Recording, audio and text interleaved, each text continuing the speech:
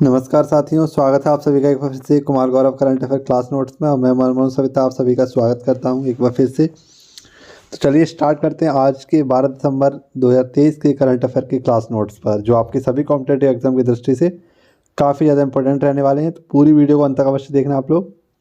Video के अंत में कुछ वन लाइनर क्वेश्चन भी आपके लिए लेकर आया हूँ, जो आज मैं आपको रिवाइज करने वाला हूँ। वैश्विक जलवायु परिवर्तन प्रदर्शन सूचकांक। तो हाल ही में आपका एक जर्मन वॉच संस्था है, उसके द्वारा एक सूचकांक जारी किया गया है जिसका नाम है वैश्विक जलवायु परिवर्तन प्रदर्शन सूचकांक। ठीक है, ग्लोबल, इसको हम क्लाइमेट चेंज जो आपका एक इंडेक्स होता है, इसे जारी किया गया है जर्मन वॉच के द्वारा। और क्या है इस रिपोर्ट में, क्या बताया जाता है इस सूचकांक के माध्यम से, तो ग्रीन हाउस जो आपकी गैस है को कम करने में किसने कितना प्रयास किया है उसके बारे में इसमें बताया जाता है। तो सबसे पहले बात इसमें याद रखनी है कि पहले, दूसरे और तीसरे स्थान पर यहाँ पर किसी को स्थान नहीं मिला है, जबकि चौथे स्थान पर या यूँ कहें टॉप पर कौन है आपका, तो वो है डेनमार्क। पाँचवें स्थान पर आपका एस्टोनिया, छठे स्थान पर आपका फिलीपींस और सातवें स्थान पर वह अपना भारत। पिछली बार भारत ये कौन से स्थान पर था, तो आठवें स्थान पर था। लेकिन सबसे नीचे स्थान पर कौन है आपका, यानी नीचे से टॉप किसने किया है, तो वो है सऊदी अरब। ठीक है, यानी कि इस सूचकांक में बताया जाता है कि जो आपकी ग्लोबल है ना, जो ग्रीन हाउस गैस हैं उसको कम करने में किसने कितने प्रयास किए हैं इसके बारे में बताता है। तो पहले, दूसरे, तीसरे स्थान पर तो कोई है ही नहीं इसमें, है ना। और चौथे पर कहें या यूँ कहें टॉप पर कौन है, तो वो है डेनमार्क। ठीक है, और भारत की रैंक यहाँ पर आपका रखनी है कौन सी है, 7th रैंक है। ठीक है, ऐसे आपका रखना है। एस्टोनिया आया है, तो एस्टोनिया जो होता है वो बाल्टिक देश में आता है। 3 देश होते हैं बाल्टिक देश हैं, लातविया, लिथुआनिया और एस्टोनिया। अब मैं आपसे पूछूं कुछ प्रमुख सूचकांक, तो कुछ रैंक हैं जैसे आप सभी को याद रखना। जैसे मैं आपसे पूछूं कि 126 ये किस में है, तो शांति में है, आपको याद रखना है ना। और एक है हमारी खुशहाली सूचकांक, इसमें भारत की रैंक क्या है, तो भारत की रैंक है 126। ऐसे ही पूछो 127 किस में है, तो ग्लोबल जेंडर गैप इंडेक्स में भारत की रैंक क्या है, 127। ऐसे ही 111 पूछी जाए आपसे, तो किसमें है, ये आपकी भुखमरी सूचकांक में, किसमें, भुखमरी सूचकांक में कितनी, 111। ऐसे ही मैं आपसे पूछूं 180 किस में है, तो 180 है, ये है पर्यावरण प्रदर्शन सूचकांक में है। पर्यावरण प्रदर्शन सूचकांक भारत की रैंक क्या है, 180 है। 161वीं रैंक किसमें है भारत की, तो प्रेस स्वतंत्रता सूचकांक किसमें है, प्रेस स्वतंत्रता सूचकांक में भारत की रैंक क्या है, 161। ऐसे ही मैं आपसे पूछूं कि चौथी किसमें है, तो ये फायर पावर इंडेक्स में, फायर पावर इंडेक्स में भारत की रैंक है, तो ये है आपकी 4th रैंक। ठीक है, कौन सी है, 4th रैंक। ये आपको सारे सूचकांक याद रखने हैं जो आपके लिए मैंने बताए हैं। नेक्स्ट इंपॉर्टेंट क्वेश्चन है आपका, और पूछा गया है वर्ष 2023 के अंत में एटीपी रैंकिंग में शीर्ष स्थान पर कौन है। तो वर्ष 2023 के अंत में जो एटीपी रेटिंग आपकी जारी की गई है, ये टेनिस खिलाड़ियों के लिए जारी की जाती है। और टेनिस खिलाड़ी में आप सभी को पता है, जो 2023 में सबसे ज़्यादा आपके ग्रैंड स्लैम जीते हैं, यानी कि आपके जो टेनिस ओपन जीते हैं वो किसने जीते हैं, नोवाक जोकोविक ने जीते हैं। नोवाक जोकोविक जो कि सर्बिया के देश के खिलाड़ी हैं आपके, इसने 24 ग्रैंड स्लैम जीते हैं और लगातार 8वीं बार इस एटीपी रैंक में टॉप पर रहे हैं। कितने, लगातार 8 बार। ठीक है, आपको याद रखना 8वीं बार ये क्या है, इसमें टॉप पर हैं, लगातार नहीं कहेंगे, 8वीं बार टॉप पर हैं। लेकिन महिलाओं में कौन है टॉप पर, तो वो है ईगा स्वियाटेक। ईगा स्वियाटेक ने 2022 का आपका क्या जीता है, सॉरी 2023 का 2022 का फ्रेंच ओपन जीता है। ठीक है, फ्रेंच ओपन किसने, ईगा स्वियाटेक ने, ये पोलैंड की हैं। वो ये टेनिस की बात आई है, तो आपको ये 4 टेनिस ग्रैंड स्लैम याद रखनी है, Australian open, French open, Wimbledon open और यूएस ओपन। ऑस्ट्रेलियन ओपन जो जीता है आपका, वो जो जीता है नोवाक जोकोविक ने। फ्रेंच ओपन भी किसने जीता है, नोवाक जोकोविक ने जीता है। और यूएस ओपन भी किसने जीता है, नोवाक जोकोविक ने। जबकि विंबलडन ओपन किसने जीता है आपका, अल्कराज ने। याद कैसे रखेंगे आप लोग, तो जितने भी आपके ओपन हैं जिसमें देश का नाम आता है वो किसने जीता है, नोवाक जोकोविक ने जीता है। किसने, नोवाक। जैसे ऑस्ट्रेलियन ओपन, फ्रेंच ओपन और विंबलडन ओपन किसने जीता है, नोवाक जोकोविक ने। और एक बचा आपका कौन सा, तो विंबलडन ओपन, ये किसने जीता है, अल्कराज ने। बात कर लेते हैं महिलाओं की, तो ऑस्ट्रेलियन ओपन किसने जीता है, अरायना सवालेंका ने जीता है। फ्रेंच ओपन किसने जीता है, ईगा स्वियाटेक ने जीता है। विंबलडन ओपन ये बोंद्रोसोवा ने जीता है। और यूएस ओपन जीता है आपका कोको गॉस ने। किसने, कोको गॉस ने। नेक्स्ट क्वेश्चन है आपका क्वेश्चन नंबर 3। यूएनएससी, जिसे हम संयुक्त राष्ट्र सुरक्षा परिषद के नाम से जानते हैं, कि गाजा में युद्ध विराम के प्रस्ताव पर वीटो किसने दिया है। तो आप सभी को पता है हाल ही में एंटोनियो गुटेरेस, जो कि यहाँ के अध्यक्ष हैं, कहाँ के, यूएनओ के, तो उन्होंने एक आर्टिकल जारी किया, आर्टिकल 99। और इस आर्टिकल के माध्यम से उन्होंने गाजा के इजराइल में हमलों से प्रभावित खतरों को यूएनओ के लिए सचेत किया और युद्ध विराम के लिए क्या किया, प्रस्ताव रखा। लेकिन उसमें अपना वीटो किसने दे दिया, उसमें मनाही किसने कर दी, अमेरिका ने मनाही कर दी। तो क्योंकि आपको पता है कि यूएनएससी जो कि एक यूएनओ का अंग है, इसे हम विश्व का पुलिसमैन भी कहते हैं, और इसमें कुल सदस्यों की संख्या होती है 15, जिसमें 10 तो होते हैं आपके अस्थायी और 5 होते हैं इसमें स्थायी। स्थायी कौन कौन से हैं, यूएसए है, चाइना है, फ्रांस है, रूस है और यूके है। ये वीटो कंट्री कहलाते हैं। और वीटो कंट्री में सर्वाधिक जो उपयोग किया है वो किसने किया है, इसका यूज़ किया है रूस ने। तो हाल ही में जो गाजा यानी कि इजराइल में आपका विराम युद्ध चल रहा था, उसमें प्रस्ताव के लिए अमेरिका ने अपना वीटो दिया है, यानी अपनी मनाही कर दी है। और यहाँ के जो प्रेसिडेंट हैं वो हैं जो बाइडन। ठीक है, इन्हीं की सहमति के साथ साथ इनके जो राजदूत थे यूएनओ में, उन्होंने इस पर मनाही कर दी। ये बात आपको याद रखनी है। यूएनएससी के बारे में सारी बातें याद रखनी है आपको। ठीक है, इसे विश्व का पुलिसमैन कहते हैं, ये भी आपको याद रखना है। अगर मैं आपसे पूछूं विश्व की लघु संसद किसे बोलते हैं, विश्व की लघु संसद किसे बोलते हैं, तो यूएनओ को ही एक अंग है जिसे बोलते हैं महासभा, इसे बोलते हैं विश्व की लघु संसद। ठीक है, जबकि आपको पता है कि यूएनओ का एक अंग है जिसका नाम है इंटरनेशनल कोर्ट। इंटरनेशनल कोर्ट, इसका मुख्यालय न्यूयॉर्क के बाहर है, यानी कि इसका जो हेडक्वार्टर है वो नीदरलैंड में है, द हैग में। जबकि इसके जो 5 अंग हैं उन सभी का हेडक्वार्टर कहाँ पर, न्यूयॉर्क में ही है। ठीक है, ये भी आपको रखना है। तो एंटोनियो गुटारेस के द्वारा कौन सा आर्टिकल, 99वां आर्टिकल जारी किया गया था। गाजा में इजराइल के संभावित खतरों को यूएनओ को सचेत करने के लिए उन्होंने बताया था। बात आई है यूएनओ की, तो यूएनओ से संबंधित कुछ स्पेशल फैक्ट आपको कराता हूँ। देखिए, अगर हम यूएनओ की बात करें तो इसकी स्थापना कब हुई थी, इसकी स्थापना हुई थी 24 अक्टूबर 1945 में इसकी स्थापना हुई थी। इसमें सदस्य देशों की संख्या कितनी है, वर्तमान में 193 है। लेकिन इसकी जब स्थापना हुई थी तब इसके सदस्य देश कितने थे, 51। इसमें वर्तमान सदस्य देश कितने हैं, 193। 193वें देश कौन है इसका, सूडान। कौन है, दक्षिणी सूडान। इसका नाम याद रखना, दक्षिणी सूडान। और इसका जो लक्ष्य है वो शांति और सुरक्षा इसका क्या है, लक्ष्य है। इसकी कार्यकारी भाषा कौन कौन सी, तो अंग्रेजी, और इसकी फ्रेंच इसकी क्या है, कार्यकारी भाषा है। और इसके जो पहले अध्यक्ष थे वो थे ट्रेगवेली। कौन थे, ट्रेगवेली, इसका याद रखना है नाम। ठीक है, और इसमें कुल कितने अंग हैं, तो 6 अंग हैं इसमें, सॉरी कितने अंग हैं इसमें, 5 अंग हैं। ठीक है, कुल कितने अंग हैं यूएनओ में, तो 5 अंग हैं, आपको याद रखना है। सॉरी 6 अंग हैं, यूएनओ कितने अंग हैं, 6 अंग हैं, 5 नहीं 6 अंग हैं। ठीक है, इसका एक अंग जो है वो है न्यास परिषद। न्यास परिषद जो कि वर्तमान में क्या कर रहा है, ये कार्य नहीं कर रहा है न्यास परिषद। ठीक है, अभी ये बंद है न्यास परिषद। नेक्स्ट देखिए, क्वेश्चन नंबर 4 इंपॉर्टेंट है। 27वां अंतर्राष्ट्रीय निवेश सम्मेलन 2023। तो 27वें नंबर का है आपका अंतर्राष्ट्रीय निवेश सम्मेलन, यानी इंटरनेशनल इन्वेस्टमेंट जो आपकी मीटिंग है, इसका सम्मेलन जो होगा वो अपने भारत में होने वाला है, यशोभूमि में। पहली बार इसका आयोजन भारत में होने वाला है। तो कुछ चीज़ें हैं जिसका आयोजन भारत में हुआ है अभी, जैसे वज्र प्रहार युद्धाभ्यास भारत और अमेरिका के साथ होता है, उमरोई मेघालय में इसका आयोजन किया गया था। सूर्य किरण युद्धाभ्यास ये भारत और नेपाल के साथ होता है, पिथौरागढ़ उत्तर प्रदेश, पिथौरागढ़ उत्तराखंड में इसका उपयोग किया गया, यानी इसको आयोजित किया गया था, उपयोग नहीं। ऐसे ही इंटरनेशनल जो आपका इंडियन इंटरनेशनल फिल्म फेस्टिवल है, इसका आयोजन कहाँ हुआ, गोवा में हुआ है। 2024 में चीनी संगठन का अध्यक्ष कौन होगा, भारत होगा। 5वां वैश्विक आयुर्वेदिक महोत्सव कहाँ हुआ, केरल में। अंतर्राष्ट्रीय विज्ञान महोत्सव ये भी कहाँ हुआ, फरीदाबाद में। राष्ट्रीय युवा महोत्सव ये कर्नाटक में। और एक है आपका राष्ट्रीय संस्कृति महोत्सव, ये भी कहाँ हुआ आपका, बीकानेर राजस्थान में। तो ये कुछ चीज़ें हैं, ये भारत में आपकी हुई हैं, इनको आपको याद रखना है। इसके साथ साथ SCO 2023 की बैठक कहाँ हुई, भारत में हुई। ICC वर्ल्ड कप कहाँ हुआ, भारत में हुआ। G20 की बैठक कहाँ हुई, भारत में हुआ। वासेनार व्यवस्था की अध्यक्षता किसने की, भारत ने की। और हॉकी वर्ल्ड कप भी आपका कहाँ हुआ, भारत में हुआ। तो ये भी फैक्ट आपको याद रखने हैं। हालांकि देखिए, मैं बहुत कम समय में बहुत सारी चीज़ें आपको बता रहा हूँ, तो कंटेंट में कोई कमी नहीं है। आपको लिखने में बहुत समय लगेगा, इन चीज़ों को समझने में बहुत समय लगेगा, याद करने में भी समय लगेगा। तो उसके लिए आपको क्या करना है, वीडियो को एक बार लाइक शेयर जरूर करना है। ठीक है, लाइक शेयर कर दीजिए आप लोग। समय की बचत करने के लिए आप लोग इस चैनल को सब्सक्राइब भी कर सकते हैं। नेक्स्ट इंपॉर्टेंट क्वेश्चन है आपका अंतर्राष्ट्रीय मानवाधिकार दिवस। तो अंतर्राष्ट्रीय मानवाधिकार दिवस ये कब मनाते हैं, 10 दिसंबर को, आप सभी को पता है। क्योंकि 10 दिसंबर 1948 में ही यूएनओ के द्वारा मानवाधिकार से संबंधित एक आपका घोषणा पत्र जारी किया गया था। और हाल ही में अंतर्राष्ट्रीय मानवाधिकार जो है आपका, इसके 75 वर्ष पूरे हो चुके हैं। इसी के उपलक्ष्य में इसको क्या किया गया है, लॉन्च किया गया है।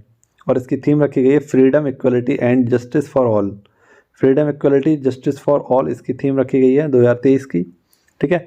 और एक पॉइंट और याद रखना है, अंतर्राष्ट्रीय मानवाधिकार वाले दिन ही आपको पता है नोबेल पुरस्कार भी वितरण किए जाते हैं आपके। तो नोबेल पुरस्कार 2 जगह वितरित किए जाते हैं आपके, एक तो स्टॉकहोम में जो कि स्वीडन की राजधानी है, और एक है ओस्लो जो कि इसकी राजधानी नॉर्वे की। यहाँ पर इनको वितरित किया जाता है क्योंकि 10 दिसंबर को ही आपका जो पुण्यतिथि मनाई जाती है वो किसकी पुण्यतिथि, तो अल्फ्रेड नोबेल की पुण्यतिथि मनाई जाती है, ठीक है। ये भी आपका रखना है। अब भारत में संस्था देखें कौन सी है, NHRC national human rights council, ये आपकी एक वैधानिक आयोग है। 1993 के एक्ट से रंगनाथ मिश्र की सिफारिश पर इसकी स्थापना की जाती है और इसके पहले अध्यक्ष बनाए गए थे रंगनाथ मिश्र ही, लेकिन वर्तमान इसके अध्यक्ष हैं अरुण मिश्रा।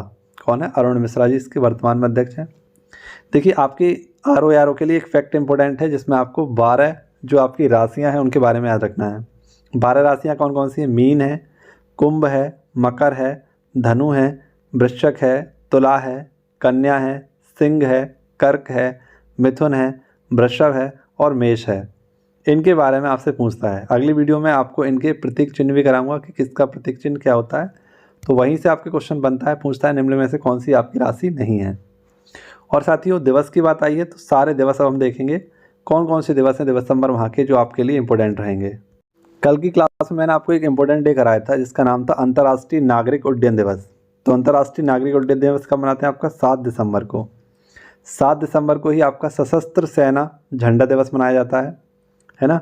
और अब देखिए दिसंबर माह के कुछ इंपॉर्टेंट डे तो मैंने आपको याद कराने के लिए बताया है। 1 दिसंबर, 2 दिसंबर, 3 दिसंबर, 4, 5, 6, 7, 8, 9, 10 और 11 ये लगातार आपको याद रखने हैं। उसके बाद 21, 22, 23, 24, 25, 26 आपको लगातार याद रखना है।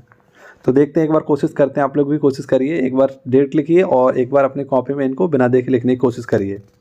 तो 1 दिसंबर को मनाते हैं विश्व एड्स दिवस, 2 दिसंबर को मनाते हैं राष्ट्रीय कंप्यूटर साक्षरता दिवस, 3 दिसंबर को विश्व विकलांगता दिवस, 4 दिसंबर को राष्ट्रीय नौसेना दिवस, 5 दिसंबर को विश्व मृदा दिवस, 6 दिसंबर को BR अम्बेडकर जी का महापरिवार दिवस, 7 दिसंबर को राष्ट्रीय नागरिक उड्डयन दिवस, 8 दिसंबर को बोधि दिवस, 9 दिसंबर को भ्रष्टाचार विरोधी दिवस, 10 दिसंबर को अंतर्राष्ट्रीय मानवाधिकार दिवस और 11 दिसंबर को मनाते हैं यूनिसेफ डे। 18 दिसंबर को अंतर्राष्ट्रीय प्रवासी दिवस इंपॉर्टेंट है, लेकिन राष्ट्रीय वाला पूछ जाए तो कब मनाते हैं, ये 9 जनवरी को मनाते हैं। कब, 9 जनवरी को। 19 तारीख को मनाते हैं गोवा का मुक्ति दिवस, 21 दिसंबर विश्व प्रजनन दिवस, 22 दिसंबर गणित दिवस, 23 दिसंबर किसान दिवस, राष्ट्रीय किसान दिवस और 24 दिसंबर है आपका राष्ट्रीय उपभोक्ता अधिकार दिवस, 25 दिसंबर है आपका सुशासन दिवस और 26 दिसंबर है आपका वीर बाल दिवस। मैं अगस्त क्यों बोल रहा है, ये आप लोग दिसंबर याद रखना, ठीक है। मेरे मुंह से अगस्त निकल रहा है बार बार, ठीक है, दिसंबर याद रखेंगे। नेक्स्ट देखिए इंपॉर्टेंट क्वेश्चन है, क्वेश्चन नंबर 6, छत्तीसगढ़ के नए मुख्यमंत्री। तो छत्तीसगढ़ के जो नए मुख्यमंत्री हैं वो हैं विष्णुदेव सहाय। आप सभी को पता है ये कुनकुरी सीट से हैं आपके छत्तीसगढ़ में, नए CM बने हैं विष्णुदेव सहाय। क्योंकि यहाँ पर छत्तीसगढ़ में विधानसभा सीटों की संख्या कितनी है, 90। इसमें से 54 जो सीटें हैं वो BJP ने हासिल की हैं, ठीक है। तो इसी वजह से यहाँ के छत्तीसगढ़ के जो CM बने हैं वो हैं विष्णुदेव सहाय। जैसा कि मैं आपको बता चुका हूँ कि यहाँ पर आपके 2 डिप्टी CM भी बनने वाले हैं। 2 डिप्टी CM कौन कौन से होंगे, एक तो हैं आपके अरुण साहब और एक है विजय शर्मा। इसके साथ साथ यहाँ के विधानसभा के स्पीकर कौन बने हैं, तो रमन सिंह बनेंगे जो कि यहाँ के पूर्व CM रह चुके हैं छत्तीसगढ़ के, ठीक है। अच्छा, मैं आपसे पूछता हूँ कि 5 राज्यों में हाल ही में चुनाव हुए थे आपके, जिनमें से 3 राज्यों के मुख्यमंत्री अब आप पढ़ चुके हैं। एक आप मिजोरम के पढ़ चुके हैं लालदोहोमा, तेलंगाना के पढ़ चुके हैं आप रेवंत रेड्डी और छत्तीसगढ़ के आप लोग पढ़ चुके हैं विष्णुदेव सहाय। लेकिन आप लोग याद रखना कि मध्य प्रदेश के भी नए CM क्या करेंगे, आज शपथ लेंगे और वे हैं मोहन यादव। कौन है, मोहन यादव, ये मध्य प्रदेश की शपथ लेंगे, ठीक है। मध्य प्रदेश के CM की शपथ लेंगे। तो इन्होंने, मोहन ने मामा को क्या कर दिया, बाय बाय कर दिया, टाटा कर दिया, ठीक है। और मोहन यादव यहाँ के क्या बनेंगे, नए CM बनेंगे मध्य प्रदेश के। अब बात आई छत्तीसगढ़ की। तो छत्तीसगढ़ से संबंधित इंपॉर्टेंट फैक्ट, छत्तीसगढ़ की राजधानी रायपुर है। मुख्यमंत्री यहाँ के हैं विष्णुदेव सहाय। राज्यपाल हैं यहाँ के BV हरिश्चंद्रन यानी विश्वभूषण हरिश्चंद्रन। लोकसभा सीटें हैं यहाँ की 11, राज्यसभा सीटें यहाँ की 5 और विधानसभा सीटें यहाँ की 90। कितनी है, 90 कर लेना यहाँ पर, 90 यहाँ की विधानसभा सीटें हैं, ठीक है। क्योंकि 91 हो गई हैं, 90 हैं, ये आपका रखना है। नेक्स्ट, यहाँ का जो राजकीय वृक्ष है इसका नाम है सरई। यहाँ के कुछ लोक नृत्य हैं जैसे सुआ नृत्य, कर्मा नृत्य और सरहुल नृत्य। यहाँ के नेशनल पार्क हैं कांगेर, इंद्रावती और संजय। कांगेर, इंद्रावती और Sanjay. Kanger national park important है क्योंकि कांगेर नेशनल पार्क है जो यहाँ पे हाल ही में एक ऑरेंज रंग का चमगादड़ खोजा गया था। कैसा? ऑरेंज रंग का चमगादड़ खोजा गया था। ये कहाँ पर है? ये आपका छत्तीसगढ़ में है, ठीक है। और छत्तीसगढ़ की स्थापना कब हुई थी? तो आप सभी को पता है छत्तीसगढ़ की जो स्थापना हुई थी वो मध्य प्रदेश से अलग होकर हुई थी। कब हुई थी? तो 1 नवंबर सन 2000 में छत्तीसगढ़ से अलग हुआ था। कौन? तो ये था आपका छत्तीसगढ़। और उस समय छत्तीसगढ़ के पहले सीएम कौन बने थे? तो वे थे आपके अजीत जोगी। कौन थे? अजीत जोगी यहाँ के पहले आपके क्या बनते हैं? सीएम बनते हैं, ठीक है। जब इसको अलग किया गया था, मध्य प्रदेश से अलग किया गया था तब। नेक्स्ट देखिए क्वेश्चन नंबर 7 है आपका 26वीं पूर्वी क्षेत्रीय परिषद की बैठक। तो 26वीं पूर्वी क्षेत्रीय परिषद की बैठक जो हुई है वो कहाँ हुई है? पटना। और पटना कहाँ है आपका? बिहार में। देखिए जो आपके क्षेत्रीय परिषद हैं ये कितनी है आपकी? कुल 6 हैं। क्षेत्रीय परिषद कितनी है? 6। तो 4 तो हैं आपकी, एक तो आपकी ईस्ट वाली है ना। कौन सी होगी? ईस्ट वाली। एक होगी आपकी वेस्ट वाली, एक होगी आपकी नॉर्थ वाली, एक होगी साउथ वाली, एक होती है आपकी मिड वाली, और एक आपके नॉर्थ ईस्ट वाली। कौन सी है? नॉर्थ ईस्ट वाली। तो मैंने आपको दिशा के माध्यम से सब बताई हैं। जो आपकी शुरुआत की 5 थी, नॉर्थ, साउथ, ईस्ट और वेस्ट वाली, और एक मध्य वाली, इनकी स्थापना 1956 के एक्ट से हुई थी।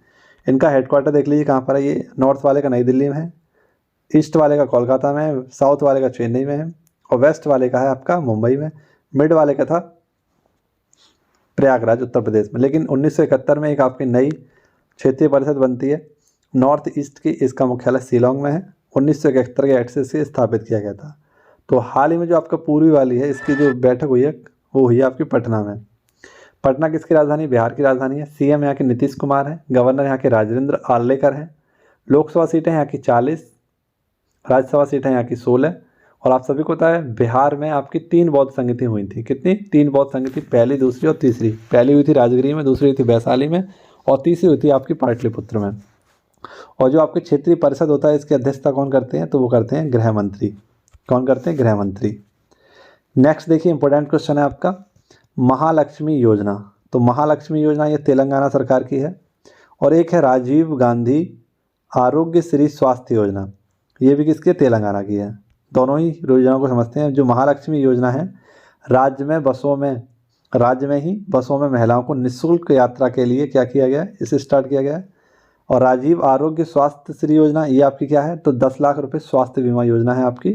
जैसे आपकी चिरंजीवी योजना है राजस्थान की, 25 लाख है उसकी सीमा, स्वास्थ्य बीमा योजना है। ऐसे ही ये है आपकी तेलंगाना की, जिसका नाम है राजीव आरोग्य श्री स्वास्थ्य योजना। तेलंगाना के नए सीएम कौन है? रेवंत रेड्डी। इनके द्वारा से स्टार्टिंग किया गया, ठीक है। तेलंगाना की अगर हम बात करें तो तेलंगाना की स्थापना कब हुई थी? 2 जून 2014 को ये भारत का 29वें राज्य के रूप में निकल के आया। और किससे अलग हुआ था? आंध्र प्रदेश से। किससे अलग हुआ था? आंध्र प्रदेश से। इसके जो सीएम बने वो रेवंत रेड्डी हैं। गवर्नर हैं यहाँ के तमिलसाई सुंदरराजन। लोकसभा सीटें हैं 7, राज्यसभा सीटें आपकी लोकसभा सीटें 17, राज्यसभा सीटें आपकी 7, विधानसभा सीटें 119 और विधान परिषद सीटें यहाँ की 40, ठीक है। इनके बारे में आप क्या रखना है? हुसैन सागर झील आपकी कहाँ है? तो हुसैन सागर झील आपकी यहीं पर। राजधानी क्या है इसकी? हैदराबाद है। ऑपरेशन पोलो इसके तहत निज़ामों से मुक्त कराया गया था। किसको? हैदराबाद को। और हैदराबाद के जो अंतिम निज़ाम थे वो थे निज़ाम उल मुल्क। कौन थे? हाल ही बने हैं निज़ाम उल मुल्क। यहाँ के नए जो निज़ाम थे इनका हाल ही में निधन हुआ था। और हैदराबाद में ही आपका क्या है? Statue of prosperity. क्या है? Statue of prosperity. और आपको याद रखना है हैदराबाद की हलीम बिरयानी। कैसी? हलीम बिरयानी, ये आपको याद रखना है। इसको जीआई टैग दिया गया था, बेस्ट जीआई टैग दिया गया था हलीम बिरयानी को। और हैदराबाद में ही आपका 4 मीनार। क्या है? 4 मीनार, ठीक है। इसके बारे में याद रखना है। अच्छा, वानिकी विश्वविद्यालय भी कहाँ पर आपका? तेलंगाना में है। और यह एक कैसा लैंडलॉक राज्य है आपका? लैंडलॉक स्टेट है तेलंगाना। नेक्स्ट देखिए अगला क्वेश्चन है आपका भारतीय नौसेना अकादमी। कौन सा? भारतीय नौसेना अकादमी केरल में आयोजित सेलिंग रेगाटा एक एडमिरल कप है आपका। एक एडमिरल कप है, 2023 का है ये। और इसका विजेता कौन रहा है आपका? तो इटली इस साल इसका विजेता रहा है भारत को हराकर। भारत को हराकर इटली इसका विजेता रहा है। इटली ने हाल ही में आपका डेविस कप भी जीता था, ये भी आपको याद रखना है, ठीक है। तो इस खेल की जो शुरुआत हुई थी कब हुई थी? 2010 में। और आप सभी को पता है भारतीय नौसेना के अध्यक्ष कौन है? आर हरि कुमार, ठीक है, ये भी आपको याद रखना है। तो हाल ही में जो एडमिरल कप है ये किसने जीता? इटली ने जीता है। और डेविस कप भी किसने जीता है? आपका इटली ने ही जीता है। अच्छा, इटली की अगर हम बात करें तो इटली की राजधानी है रोम। और रोम किस नदी के किनारे बसा हुआ है? टाइबर नदी के किनारे बसा हुआ है। FAO का मुख्यालय कहाँ पर है? तो यहीं पर है। FAO की स्थापना कब हुई थी? तो 16 अक्टूबर 1945 में इसकी स्थापना हुई थी। 16 अक्टूबर 1945 में FAO की स्थापना होती है। और इसका भी हेडक्वार्टर कहाँ पर है? रोम, इटली में ही है। अच्छा, इटली की प्रधानमंत्री बहुत चर्चा का विषय बने हुए हैं। इनका नाम क्या है? Giorgia Meloni. क्या नाम है इनका? Giorgio Meloni. ये यहाँ की क्या है? प्रधानमंत्री हैं। और इटली में कुछ महत्वपूर्ण आपके ज्वालामुखी हैं, जैसे स्ट्रम्बोली ज्वालामुखी कहाँ है? इटली। भूमध्य सागर का इसे प्रकाश स्तंभ बोलते हैं। एटना ज्वालामुखी कहाँ पर है? यहीं पर है। इसके साथ साथ एक है आपका वेसुवियस, ये भी कहाँ पर है? इटली में ही है, ठीक है, ये भी आपका रखना है। नेक्स्ट देखिए क्वेश्चन नंबर 10, इंपॉर्टेंट क्वेश्चन है आपका। किस केंद्र शासित प्रदेश संबंधित आरक्षण विधेयक एवं पुनर्गठन संशोधन विधेयक 2023 पारित हुआ है? तो जम्मू कश्मीर का है। आप लोग इसमें पॉइंट याद रखना, 2-4 पॉइंट है याद रखने लायक। इसमें लोकसभा में इसको पास कर दिया गया है। जम्मू कश्मीर आरक्षण से संबंधित ये आपका बिल था। और कश्मीर और पंडितों को अधिकार दिलाने के लिए ये इस बिल को पारित किया गया था। इसमें कुछ प्रावधान है। यहाँ पर जो विधानसभा सीटें पहले थी 107, उनको बढ़ाकर कितना कर दिया गया? 114। मनोनीत सदस्य से पहले 2 थे, अब इनकी संख्या कितनी कर दी गई? 5। SC के लिए 7 और ST के लिए 9 सीटें यहाँ पर आरक्षित कर दी गई हैं। जम्मू कश्मीर के लिए 43 सीटें और जम्मू के लिए 43 सीटें और कश्मीर के लिए 47 सीटें यहाँ पर रिजर्व कर दी गई हैं। यानी कि टोटल 90 सीटें होंगी आपकी जम्मू कश्मीर के लिए। और 24 यहाँ पर किसके लिए?